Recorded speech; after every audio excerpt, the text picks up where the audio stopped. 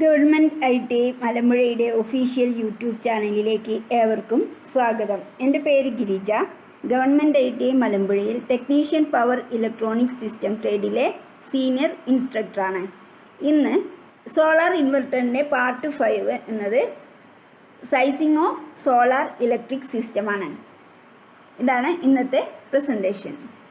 അപ്പോൾ ഇതിൻ്റെ ഒബ്ജക്റ്റീവ്സ് എന്തൊക്കെയാണെന്ന് വെച്ചാൽ introduction, points to listen while sizing the solar power system, losses associated with the installation, steps to sizing a PV system, determine power consumption demands, sizing of PV module, sizing of inverter, sizing of battery എന്നിവയാണ്. നമുക്ക് introduction പറയുമ്പോൾ solar electric system install ചെയ്യുന്നതിൻ്റെ എന്ത് ഉദ്ദേശമാണ്, ലക്ഷ്യം എന്താണ്? ഒന്നാമത്തത് നമ്മൾ ശ്രദ്ധിക്കുന്ന ഒരു കാര്യം അല്ലെങ്കിൽ നമ്മുടെ മെയിൻ ഗോൾ എന്ന് പറയുന്നത് want to minimise carbon footprint. നമ്മൾ ഇപ്പോൾ ഉപയോഗിച്ചു കൊണ്ടിരിക്കുന്ന പവർ സിസ്റ്റം എല്ലാം കാർബൺ എമിഷൻ വളരെ കൂടുതലുള്ളതാണ്. അത് ഗ്ലോബൽ വാർമിങ്ങിന് കാരണമാകുന്നുണ്ട്. അപ്പോൾ നമുക്ക് എന്താ ചെയ്യാൻ പറ്റുക? നമ്മൾ റിന്യൂവബിൾ എനർജി സോഴ്സ്, അതായത് ഏറ്റവും സുലഭമായി നമുക്ക് ലഭിക്കുന്ന സോളാർ എനർജി, അത് റിന്യൂവബിൾ എനർജിയാണ്. ഇതിനെ ഉപയോഗിച്ച് നമുക്ക് ഇലക്ട്രിസിറ്റി പ്രൊഡ്യൂസ് ചെയ്യുകയാണെങ്കിൽ ഈ കാർബൺ എമിഷൻ ഒന്നും തന്നെ ഇല്ലാത്തതുകൊണ്ട് കാർബൺ ഫുട് പ്രിൻറ്റ് കുറച്ചുകൊണ്ട് എൻവയോൺമെൻറ്റിനെ സംരക്ഷിക്കാൻ നമ്മളെ കൊണ്ട് സാധിക്കും. അപ്പോൾ എന്താണ് നമ്മുടെ ഫസ്റ്റ് ഗോൾ? എന്താണ്? കാർബൺ എമിഷൻ കുറച്ചുകൊണ്ട് അന്തരീക്ഷ മലിനീകരണം കുറയ്ക്കുക. അതേപോലെ നമ്മളുടെ ഇൻവെസ്റ്റ്മെൻറ്റിനനുസരിച്ചിട്ടുള്ള റിട്ടേൺ കൂടുതലാക്കുക. Maximise return on our investment. Next goal എന്ന് പറയുന്നത് save as much money as possible while minimising our environmental impact. അതായത് റിന്യൂവബിൾ എനർജി സോഴ്സായ സോളാർ എനർജി ഉപയോഗിച്ച് ഇലക്ട്രിസിറ്റി പ്രൊഡ്യൂസ് ചെയ്യുമ്പോഴത്തേക്കും നമ്മൾ ഇപ്പോൾ നൽകിക്കൊണ്ടിരിക്കുന്ന ഇലക്ട്രിസിറ്റി ബില്ലിൽ നിന്നും നമുക്ക് സേവ് ചെയ്യാൻ സാധിക്കുന്നു, മണി സേവ് ചെയ്യാൻ സാധിക്കും. അപ്പോൾ നമ്മുടെ ലക്ഷ്യമാണത്. Save as much money as possible while minimising our environmental impact. പരിസ്ഥിതി സംരക്ഷിച്ചുകൊണ്ട് നമ്മൾക്ക് നമ്മുടെ പണം സേവ് ചെയ്യാൻ സാധിക്കുക. അങ്ങനെ പ്രധാനമായും 3 ലക്ഷ്യങ്ങളാണ്. ഒന്ന്, അന്തരീക്ഷ മലിനീകരണം കുറച്ചുകൊണ്ട് ഇലക്ട്രിസിറ്റി പ്രൊഡ്യൂസ് ചെയ്യാം. നമ്മളുടെ ഇൻവെസ്റ്റ്മെൻറ്റിൽ നിന്ന് നമുക്ക് മാക്സിമം സേവ് ചെയ്യാൻ പറ്റുക. അതേപോലെ നമ്മൾ ഇപ്പോൾ ചിലവാക്കുന്ന പണം ഉപയോഗം കുറച്ച് നമുക്ക് പണം സേവ് ചെയ്യാൻ സാധിക്കുക. ഓക്കെ, ഇനി നമുക്ക് സോളാർ പവർ സിസ്റ്റം സൈസ് ചെയ്യുമ്പോൾ എന്തൊക്കെ കാര്യങ്ങളാണ് ശ്രദ്ധിക്കേണ്ടതെന്ന് നോക്കാം. Points to listen while sizing the solar power system. The solar energy requirement of the household. അതായത് നമ്മളുടെ വീടുകളിലേക്ക് എവിടെയാണോ നമ്മൾ സോളാർ ഇലക്ട്രിക് സിസ്റ്റം സ്ഥാപിക്കാൻ ഉദ്ദേശിക്കുന്നത് അവിടെയുള്ള അപ്ലയൻസസിൻ്റെ എനർജി റിക്വയർമെൻറ്റിനെ കുറിച്ച് മനസ്സിലാക്കണം. അതേപോലെ the roofs usable surface area. നമുക്ക് സോളാർ പാനൽ സ്ഥാപിക്കാൻ അവൈലബിൾ ആയിട്ടുള്ള റൂഫിൻ്റെ സർഫേസ് ഏരിയ പരിഗണിക്കണം. The climate and peak sunlight in the specific area. നമ്മൾ ഏത് പ്രദേശത്താണോ സിസ്റ്റം സ്ഥാപിക്കുന്നത് ആ പ്രദേശത്തെ ക്ലൈമറ്റും അവിടെ ലഭിക്കുന്ന പീക്ക് സൺലൈറ്റും എത്രയാണെന്ന് അല്ലെങ്കിൽ അതിൻ്റെ സ്ഥിതിഗതികൾ നമ്മൾ മനസ്സിലാക്കി വെച്ചിരിക്കണം. The wattage and efficiency of the PV panels being used in the solar system. നമ്മൾ സോളാർ സിസ്റ്റം ഇൻസ്റ്റാൾ ചെയ്യുമ്പോൾ അതിനുപയോഗിക്കുന്ന PV പാനലിൻ്റെ വാട്ടേജ്, അതിൻ്റെ എഫിഷ്യൻസി എന്നിവയും നമ്മുടെ ശ്രദ്ധയിലുണ്ടായിരിക്കണം. Energy storing capacity of the battery used. അത് നമുക്കറിയാം, UPSലൊക്കെ നമ്മൾ പഠിച്ചു കഴിഞ്ഞതാണ്. ബാറ്ററിയുടെ കപ്പാസിറ്റിയും PV പാനലിൻ്റെ കപ്പാസിറ്റിയൊക്കെ മാച്ച് ആയിരിക്കണം. Type of charge controller to be used. അപ്പോൾ നമ്മൾ എന്തൊക്കെ കാര്യങ്ങളാണ് ശ്രദ്ധിക്കേണ്ടത്? നമ്മളുടെ വീടുകളിൽ അല്ലെങ്കിൽ നമ്മൾ എവിടെയാണോ സോളാർ ഇലക്ട്രിക് സിസ്റ്റം ഇൻസ്റ്റാൾ ചെയ്യാൻ പോകുന്നത് അവിടെ ഉപയോഗിക്കേണ്ട ഉപകരണങ്ങളുടെ എനർജി റിക്വയർമെൻറ്റ് നമ്മൾ നോക്കണം. അതുപോലെ ഈ എനർജി റിക്വയർമെൻറ്റിനെ അനുസരിച്ച് സോളാർ പാനൽസ് സ്ഥാപിക്കുന്നതിനുള്ള റൂഫ് ഏരിയ ഉണ്ടോ എന്ന് ശ്രദ്ധിക്കണം. അതേപോലെ തന്നെ ഇത്രയും നമ്മുടെ ആവശ്യാനുസരണം ഔട്ട്പുട്ട് ലഭിക്കാവുന്ന തരത്തിലുള്ള ക്ലൈമറ്റ് ആണോ, അതിനനുസരിച്ച് പീക്ക് സൺലൈറ്റ് ലഭ്യമാണോ ആ പ്രദേശത്ത്, അതായത് നമ്മൾ ഇത് ഇൻസ്റ്റാൾ ചെയ്യുന്ന വീടുകൾ നിൽക്കുന്ന പ്രദേശത്ത് ഉള്ള ക്ലൈമറ്റും അതേപോലെ അവിടെ ലഭിക്കുന്ന പീക്ക് സൺലൈറ്റും എല്ലാം നമ്മളുടെ കാൽക്കുലേഷനിൽ വരേണ്ടതാണ്. അതേപോലെ നമ്മൾ ഉപയോഗിക്കാൻ, അതായത് നമ്മൾ ഇൻസ്റ്റാൾ ചെയ്യാൻ പോകുന്ന PV പാനലിൻ്റെ എഫിഷ്യൻസി നമ്മുടെ ശ്രദ്ധയിൽ വരണം. മാക്സിമം എഫിഷ്യൻസി ഉള്ള PV പാനൽസ് ഉപയോഗിക്കുകയാണ് നല്ലത്. അതേപോലെ നമ്മളുടെ എനർജി റിക്വയർമെൻറ്റിന് അനുസരിച്ചുള്ള വാട്ടേജുള്ള PV സെല്ലുകൾ ഉപയോഗിക്കണം.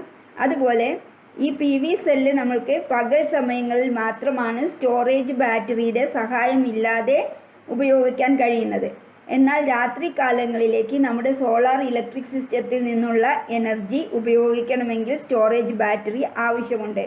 അപ്പോൾ നമ്മുടെ റിക്വയർമെൻറ്റ്, നമ്മുടെ ലോഡിൻ്റെ റിക്വയർമെൻറ്റിനനുസരിച്ച് കപ്പാസിറ്റി ഉള്ള ബാറ്ററി തന്നെ ഉപയോഗിക്കണം. അതേപോലെ നമുക്കറിയാം, നമ്മുടെ ബാറ്ററിയുടെ പ്രൊട്ടക്ഷന് വേണ്ടി സോളാർ പാനലിൻ്റെയും ബാറ്ററിക്കും ഇടയിലായി നമ്മൾ സ്ഥാപിക്കുന്ന ചാർജ് കൺട്രോളറിൻ്റെ ക്വാളിറ്റി, അതായത് ഏത് ടൈപ്പ് ചാർജ് കൺട്രോളറാണ് ഉപയോഗിക്കുന്നത് എന്നുള്ളത് നമ്മൾ പ്രത്യേകം ശ്രദ്ധ വയ്ക്കേണ്ടതാണ്. Okay, next, losses associated with installation due to first one, orientation of PV module. ഏതെല്ലാം തരത്തിലാണ് നമുക്ക് സോളാർ ഇലക്ട്രിക് സിസ്റ്റം ഉപയോഗിക്കുമ്പോൾ ലോസസ് ഉണ്ടാവുന്നത്? ഒന്നാമത് നമ്മൾ പറയുന്നു orientation of PV module. Second one, shade, അതായത് നല്ല സൂര്യപ്രകാശം കിട്ടിയാൽ മാത്രമേ നമുക്ക് നമ്മൾ പറയുന്ന അല്ലെങ്കിൽ സ്പെസിഫിക്കേഷൻ അനുസരിച്ചിട്ടുള്ള ഔട്ട്പുട്ട് ലഭ്യമാവുകയുള്ളൂ.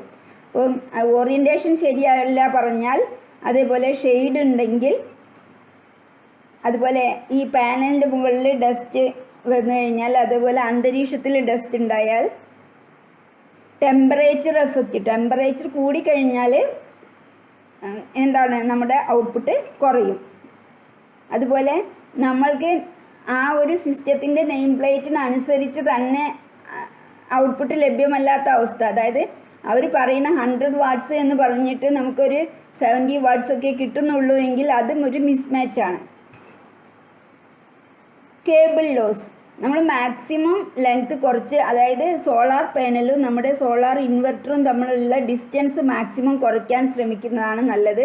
അല്ല എങ്കിൽ നമുക്ക് കംപ്ലീറ്റ്, അതായത് PV സെല്ലിൽ നിന്ന് കിട്ടുന്ന കംപ്ലീറ്റ് എനർജി യൂട്ടിലൈസ് ചെയ്യാൻ സാധിക്കാതെ വരും.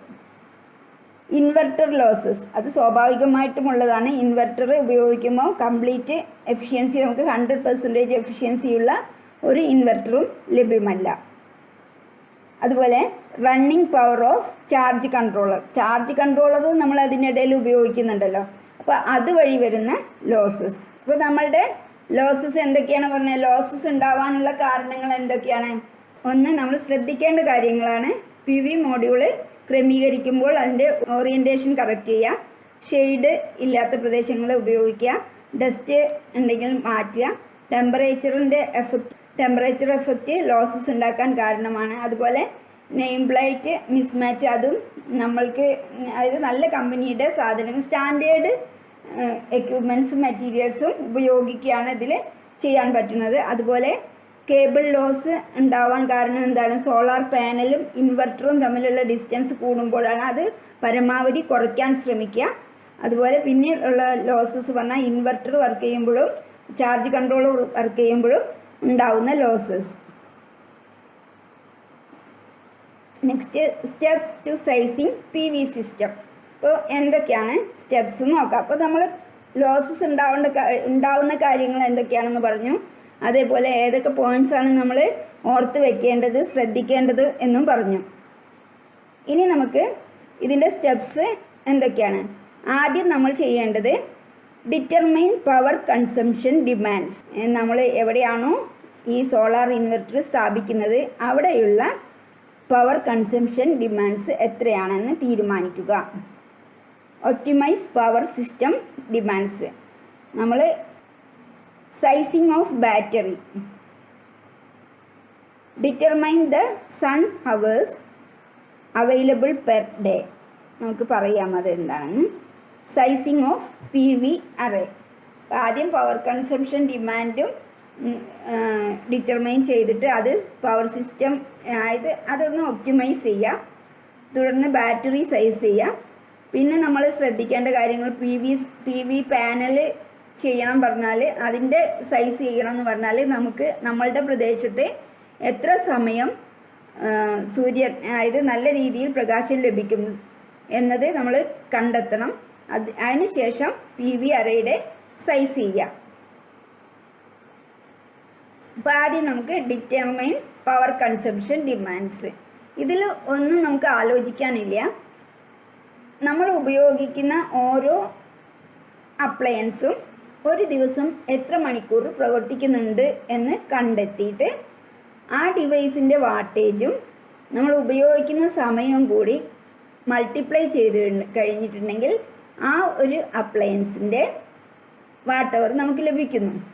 അങ്ങനെ എന്തെല്ലാം ഉപകരണങ്ങൾ നമ്മൾ ഉപയോഗിക്കുന്നുണ്ടോ അതിൻ്റെ എല്ലാം ഒരു ദിവസം എത്ര മണിക്കൂർ വീതം ഉപയോഗിക്കുന്നുണ്ട് ഇത് രണ്ടും കൂടെ വാട്ടേജും ഉപയോഗിക്കുന്ന സമയവും കൂടെ മൾട്ടിപ്ലൈ ചെയ്ത് ഓരോ അപ്ലയൻസിൻ്റെയും വാട്ട് അവർ കണ്ടെത്തിയതിന് ശേഷം അവ തമ്മിൽ ആഡ് ചെയ്താൽ നമുക്ക് ഡെയിലി ആവറേജ് റിക്വയർമെൻറ്റ് ലഭ്യമാവും.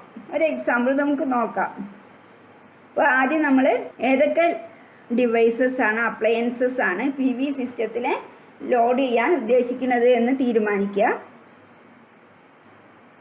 ഇപ്പോൾ ലോഡായിട്ട് നമ്മൾ ഫാൻ 60 വാട്ട് ആണ് നമ്മൾ പറഞ്ഞിരിക്കുന്നത്. അങ്ങനത്തെ 4 എണ്ണം 8 മണിക്കൂർ വീതം പ്രവർത്തിക്കുകയാണെങ്കിൽ 1920 വാട്ട് അവർ ലഭിക്കുന്നു. നെക്സ്റ്റ് നമുക്ക് LED ബൾബ് 12 വാട്ടിൻ്റെ 2 എണ്ണം 4 മണിക്കൂർ വീതം പ്രവർത്തിക്കുമ്പോൾ 96 വാട്ട് അവർ ലഭിക്കുന്നു. അതുപോലെ LED തന്നെ 9 വാട്ടിൻ്റെ 5 മണിക്കൂർ വെച്ച് പ്രവർത്തിക്കുമ്പോൾ 45 വാട്ട് അവർ കിട്ടുന്നു. ഇനി റെഫ്രിജറേറ്ററിൻ്റെ ഡെയിലി യൂസേജ് 2000 വാട്ട് അവർ ആണ്. മോട്ടോർ 550 വാട്ടിൻ്റെ 25 മിനിറ്റ്സ് ആണ് നമ്മൾ ഉപയോഗിക്കുന്നത്. അങ്ങനെ 230 വാട്ട് അവർ നമുക്ക് കിട്ടുന്നു. അപ്പോൾ ഇതിനെല്ലാം കൂടെ ആഡ് ചെയ്ത് കഴിഞ്ഞാൽ ടോട്ടൽ 4291 വാട്ട് അവർ കിട്ടുന്നു. അതായത് 4.291 കിലോ വാട്ട് അവർ. ഓക്കെ, ഇനി ഇങ്ങനെ അല്ലാതെ നമുക്ക് ചെയ്യാം. നമുക്ക് ഒരു കൊല്ലത്തെ ഇലക്ട്രിസിറ്റി ബില്ലിൻ്റെ ആവറേജ് എടുത്താൽ മതി. ബൈ മന്ത് ഇലക്ട്രിസിറ്റി ബില്ലാണ് വരുന്നത്. അത് ആ 6 ബില്ലുകളിലും ആവറേജ് കൺസംഷൻ ആഡ് ചെയ്യുക. എന്നിട്ട് ടോട്ടലി ഒരു വർഷം എന്ന് പറഞ്ഞാൽ 365 ദിവസമാണ്. 12 മാസം കൊണ്ട് ഹരിക്കുക. വീണ്ടും നമ്മൾ ഒരു മാസത്തെ 30 ദിവസം എന്ന് കണക്കാക്കി 30 കൊണ്ട് ഡിവൈഡ് ചെയ്യുക. അതല്ലെങ്കിൽ നമുക്ക് കിട്ടുന്ന വാട്ടേജിനെ 365 കൊണ്ട് ഡിവൈഡ് ചെയ്താൽ എക്സാക്റ്റ് നമ്മുടെ ഓരോ ഡെയിലി യൂസേജ് കിട്ടും. നമുക്ക് ആ ഒരു ലിസ്റ്റാണ്, ഒരു എക്സാമ്പിൾ കാണിച്ചിരിക്കുകയാണ്. ഏപ്രിൽ മെയ് മാസത്തെ 269 യൂണിറ്റ് എടുത്തു. ജൂൺ ജൂലൈയിൽ 250, ആഗസ്റ്റ് സെപ്റ്റംബറിൽ 252, ഒക്ടോബർ നവംബറിൽ 260, ഡിസംബർ ജനുവരിയിൽ 268, ഫെബ്രുവരി മാർച്ചിൽ 267. അങ്ങനെ നമുക്ക് ടോട്ടലി ഒരു വർഷത്തെ ബില്ല്, ഒരു വർഷത്തെ യൂണിറ്റ് 1566 എന്ന് കിട്ടി. അപ്പോൾ ഈ 1566 യൂണിറ്റാണ് നമ്മളുടെ ഉപയോഗം. 1566 എന്ന് പറഞ്ഞാൽ ഒരു വർഷം എന്ന് പറയുമ്പോൾ 365 ദിവസമാണ്. അപ്പോൾ നമുക്ക് ഡെയിലി യൂസേജ് കണ്ടുപിടിക്കാൻ അതിനെ 365 ഡിവൈഡ് ചെയ്തപ്പോൾ 4.29, അതായത് 4290 ആ ഒരു റേഞ്ചിൽ കിട്ടി. അതായത് 4.29 കിലോ വാട്ട്സ്, ഏകദേശം രണ്ടും അടുത്ത് വന്നു. ഓക്കെ, അപ്പോൾ നമ്മൾക്ക് ഇനി electric system PV electric system install ചെയ്യാൻ വേണ്ട എത്ര ലോഡാണ് ആ PV സിസ്റ്റത്തിന് കണക്ട് ചെയ്യേണ്ടത്? 4.29 kilo watt. Okay, next step നോക്കാം. Sizing of PV module. ആദ്യം ഡെയിലി എനർജി കൺസംഷൻ നമുക്ക് കിട്ടി, divided by insolation into efficiency. ഈ ഇൻസൊലേഷൻ എന്ന് നമ്മൾ പറയുന്നത് നമുക്ക് പീക്ക് സൺ അവറാണ്, ഡെയിലി പീക്ക് സൺ അവർ. അതായത് നമ്മൾ കണക്കാക്കുന്നത് നമ്മുടെ പ്രദേശത്ത് നമ്മൾ സോളാർ സിസ്റ്റം ഇൻസ്റ്റാൾ ചെയ്യണവർ നോർമലി 4 മണിക്കൂറാണ് നമുക്ക് കറക്റ്റ് ആയിട്ട് പീക്കായിട്ട് സൺലൈറ്റ് ലഭിക്കുന്നത്. അതാണ് 4 ആണ് എടുക്കുന്നത് ഇൻറ്റു എഫിഷ്യൻസി. ഇതാണ് നമ്മുടെ സോളാർ PV മോഡ്യൂളിൻ്റെ സൈസ് ചെയ്യാനുള്ള ഇക്വേഷൻ. ഇപ്പോൾ നമ്മൾക്ക് നേരത്തെ കിട്ടിയ 4.29 kilo watt hour divided by insolation into എഫിഷ്യൻസിയാണ്, ബാറ്ററിയുടെ എഫിഷ്യൻസിയാണ് കേട്ടോ പറയുന്നത്. ഇപ്പോൾ നമുക്ക് find out the daily peak sun hour in the location. അപ്പോൾ അത് കണ്ടുപിടിക്കണം എന്നാണ്. അപ്പോൾ നമ്മൾ നോർമലി അവർ ചെയ്യുന്ന കണക്ക് വെച്ചിട്ട് 4 അവറാണ് എടുക്കുന്നത്. ആര്? നമ്മളെ സോളാർ ഇൻവെർട്ടർ ഇൻസ്റ്റാൾ ചെയ്യുന്നവർ, ടെക്നീഷ്യൻസ് കണക്കാക്കുന്നത്, എൻജിനീയേഴ്സ് കണക്കാക്കുന്നത് 4 അവേഴ്സാണ്. നമ്മുടെ ഈ പ്രദേശത്തെ പീക്ക് സൺ അവേഴ്സ് എന്ന് പറയുന്നത് 4 മണിക്കൂറാണ് എടുക്കുന്നത്. അപ്പോൾ നമ്മൾ എന്താ ചെയ്യേണ്ടത്? Divide the total output to be delivered by the solar PV system by the daily peak sun hours. Okay, അത് നമ്മൾക്ക് നേരത്തെ കിട്ടിയ 4.29 കിലോ വാട്ട് അവറിനെ 4 കൊണ്ട് ഡിവൈഡ് ചെയ്യണം. 4 എന്ന് പറയുന്നത് നമ്മളെ ഇൻസൊലേഷൻ നമ്മൾ മാർക്ക് ചെയ്ത ഡെയിലി പീക്ക് സൺ അവർ.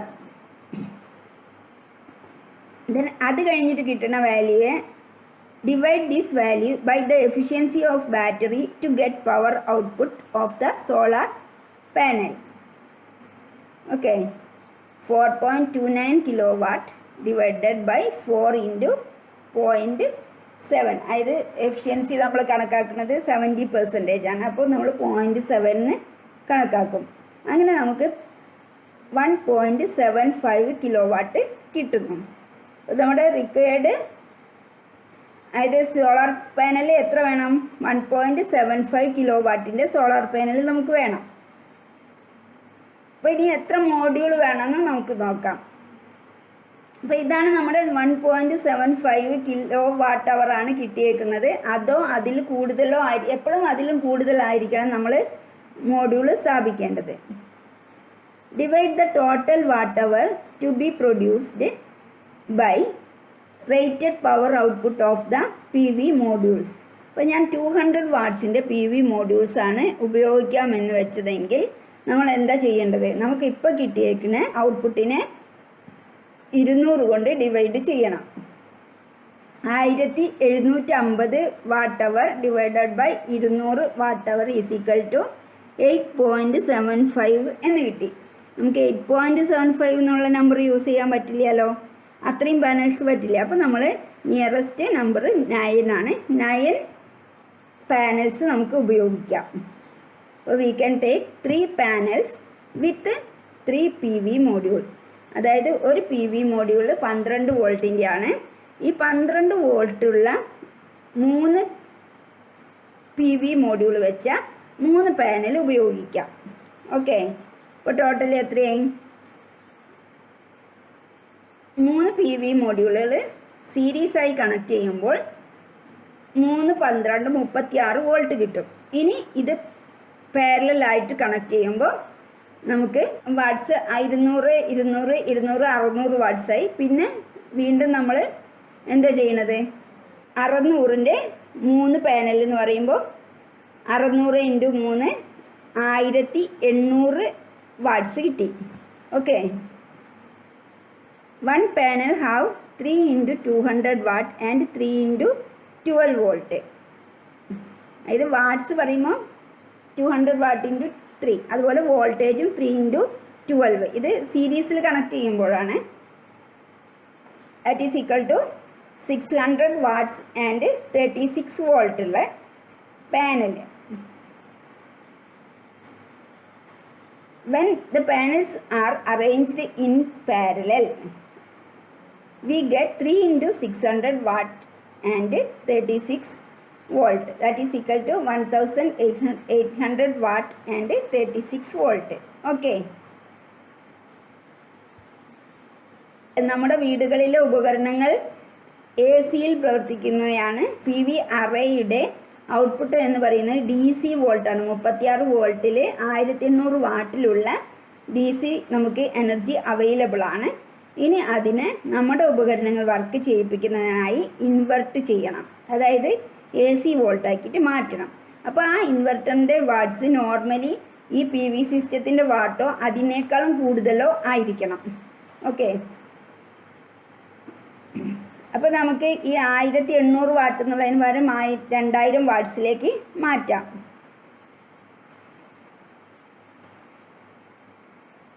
ഇനി നമ്മൾ ഈ ഇൻവെർട്ടർ സൈസ് ചെയ്യുമ്പോൾ ശ്രദ്ധിക്കേണ്ട മറ്റൊരു കാര്യം എന്താണെന്ന് വെച്ചാൽ, in case of appliances like Motors, the inverter size should be A minimum 3 times of the capacity of those appliances.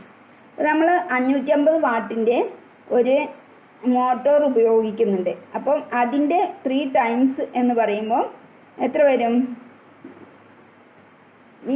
V have a motor with 550 watts. 3 times of 550 is equal to 1650.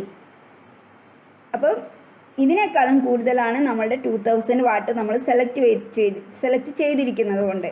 അതുകൊണ്ട് നമ്മുടെ ഇൻവെർട്ടറിന് കുഴപ്പമില്ല, ഈ കപ്പാസിറ്റിയിൽ നമുക്ക് motor work ചെയ്യാം. കാരണം ഈ മോട്ടോറൊക്കെ work ചെയ്യുമ്പോൾ ഫസ്റ്റിൽ സ്റ്റാർട്ടിങ് കറണ്ട് വളരെ കൂടുതലായിരിക്കും. അതുകൊണ്ടാണ് നമ്മൾ 3 times കപ്പാസിറ്റി വേണം എന്ന് പറയുന്നത്. ആ സ്റ്റാർട്ട് ചെയ്യുമ്പോൾ ഉള്ള കറണ്ട് മാത്രമാണ് ഹൈ ആയിരിക്കുന്നത്. ഇനി ഇപ്പോൾ നമ്മൾ പറഞ്ഞത് ഓഫ് ഗ്രിഡ് സിസ്റ്റത്തിൻ്റെ കണക്കാണ്. ഇനി ഗ്രിഡ് ടൈഡ് സിസ്റ്റത്തിനാണെങ്കിൽ the input rating should be same as PV array rating to allow for safe and efficient operation. അതായത് സ്റ്റോറേജ് ബാറ്ററി ഉപയോഗിക്കാതെ നമ്മൾ സോളാർ ഇലക്ട്രിക് സിസ്റ്റം ഗ്രിഡ് കണക്ഷനിൽ ചെയ്യും. അപ്പോൾ ഇങ്ങനെ ചെയ്യുകയാണെങ്കിൽ പകൽ സമയങ്ങളിൽ നമ്മൾ ഉണ്ടാക്കുന്ന എനർജി നമ്മൾ വളരെ കുറച്ചേ പകൽ സമയങ്ങളിൽ ഉപയോഗിക്കുന്നുള്ളൂ. അതിൻ്റെ ബാക്കി വരുന്നതെല്ലാം ഇലക്ട്രിസിറ്റിയുടെ ലൈനിലോട്ട് ഗ്രിഡിലോട്ട് കണക്ട് ചെയ്യാണ് പതിവ്. അപ്പോൾ അങ്ങനെ ഉള്ള സന്ദർഭങ്ങളിൽ നമുക്ക് നമ്മുടെ PV മോഡ്യൂളിൻ്റെ വാട്ടേജ് എത്രയാണോ സെയിം വാട്ടിൽ തന്നെ ഇൻവെർട്ടറും സൈസ് ചെയ്യുന്നതാണ് അതിൻ്റെ സേഫ്റ്റിക്കും എഫിഷ്യൻ്റ് ആയിട്ടുള്ള ഓപ്പറേഷനും നല്ലത്. ഓക്കെ, ഇനി ബാറ്ററിയുടെ സൈസിങ് നോക്കാം. നമുക്കറിയാലോ ബാറ്ററിയുടെ സൈസ് എങ്ങനെയാണ്? കപ്പാസിറ്റി AH-ലാണ്, ആംപിയർ അവർ. ഇവിടെ നമ്മൾ ചെയ്യുന്നത് daily energy consumption divided by battery volt into discharge capacity into inverter efficiency. അപ്പോൾ നമ്മുടെ ഡെയിലി എനർജി കൺസംഷൻ എത്രയാണ് പറഞ്ഞിരുന്നത്? 1800 വാട്ട്സ് എടുക്കാം നമുക്ക്. ബാറ്ററി വോൾട്ട് നമ്മൾ PV മോഡ്യൂളിൻ്റെ വോൾട്ടേജ് എത്രയാണ്? 36 വോൾട്ട്. അപ്പോൾ 36 വോൾട്ട് എടുക്കാം. ഡിസ്ചാർജ് കപ്പാസിറ്റി എത്രയാണ് എടുക്കാം? നമ്മൾ 70.7 ആണ് എടുത്തിരിക്കുന്നത്. അതുപോലെ ഇൻവെർട്ടറിൻ്റെ എഫിഷ്യൻസി 0.8. അപ്പോൾ ഇങ്ങനെ കണക്കാക്കുമ്പോൾ 89.28 AH ആണ് നമുക്ക് ലഭിക്കുന്നത്. അപ്പോൾ 1800 watt divided by battery voltage 36, അതായത് 12 വോൾട്ടിൻ്റെ ബാറ്ററി ഉപയോഗിച്ചാൽ മതി. ഇനി ബാറ്ററിയുടെ ഡിസ്ചാർജ് കപ്പാസിറ്റി 0.7 എടുത്തു. അതുപോലെ ഇൻവെർട്ടറിൻ്റെ എഫിഷ്യൻസി 80% ആണ്, അത് 0.8 എടുത്തു. അങ്ങനെ നമുക്ക് 89.28 AH ലഭിച്ചു. അപ്പോൾ ഇതിനെ നമുക്ക് 100 AH-ലേക്ക് റൗണ്ട് ചെയ്യാം. അപ്പോൾ നമുക്ക് 3 into 12 volt into 100 AH-ൻ്റെ ബാറ്ററി ഉപയോഗിക്കുക. അതിൻ്റെ അർത്ഥം എന്താണ്? 12 വോൾട്ട് 100 AH-ലുള്ള 3 ബാറ്ററി ഉപയോഗിച്ചാൽ മതിയാവും. ഇപ്പോൾ നമ്മൾ സമ്മറി ആയി, അതായത് ഇന്നത്തെ ഇതോടുകൂടി നമ്മൾ ക്ലാസ് അവസാനിപ്പിക്കുകയാണ്. എന്തൊക്കെയാണ് ചെയ്തത്? PV പാനൽ സൈസ് ചെയ്യാൻ വേണ്ടി എന്ത് ചെയ്തതാണ്? ആകെ എത്ര എനർജി കൺസംഷൻ ഉണ്ട് എന്ന് കണക്കാക്കിയിട്ട് അതെങ്ങനെയൊക്കെ ചെയ്യുമെന്നെങ്കിൽ നമ്മുടെ ഉപയോഗിക്കുന്ന ലോഡുകളുടെ എണ്ണവും അതിൻ്റെ സമയവും കൂടി കണക്കാക്കി അതിൻ്റെ സം എടുത്താൽ മതി. അതല്ലെങ്കിൽ നമുക്ക് ഒരു വർഷത്തെ ഇലക്ട്രിസിറ്റി ബില്ലിൻ്റെ ആവറേജ് എടുക്കുക, അതായത് ടോട്ടൽ എടുത്തിട്ട് അതിനെ 365 കൊണ്ട് ഡിവൈഡ് ചെയ്ത് കഴിഞ്ഞാൽ ഡെയിലി എനർജി കൺസംഷൻ കിട്ടും. ഇൻസുലേഷൻ എന്ന് പറയുന്നത് പീക്ക് സൺ അവറാണ്. നമ്മുടെ പ്രദേശത്ത് മാക്സിമം സൺലൈറ്റ് ലഭിക്കുന്ന സമയം അതിനുദ്ദേശിച്ചാണ് പറയുന്നത്. എഫിഷ്യൻസി ബാറ്ററിയുടെയാണ് നമ്മൾ എടുക്കുന്നത്. അപ്പം അത് വെച്ചിട്ട് ഇക്വേഷൻ വെച്ചിട്ട് നമുക്ക് ചെയ്യാവുന്നതാണ്. അതുപോലെ ഇൻവെർട്ടറിൻ്റെ കേസിലാണെങ്കിൽ എന്താണ്, ഈ പി വിയുടെ എത്രയാണോ നമുക്ക് കിട്ടിയേക്കുന്നത് സെയിം തന്നെയോ അതിലും സ്വല്പം കൂടുതലോ എടുത്താൽ കുഴപ്പമില്ല. ബാറ്ററി സൈസ് ചെയ്യേണ്ടത് എന്തായിരുന്നു? Daily energy consumption divided by battery voltage into discharge capacity into inverter efficiency. ഈ 3 കാര്യങ്ങളാണ് നമ്മൾ ഇപ്പോൾ പറഞ്ഞു വന്നിരിക്കുന്നത്. അപ്പം ഇന്നത്തെ ക്ലാസ് അവസാനിപ്പിക്കുകയാണ്. Thank you.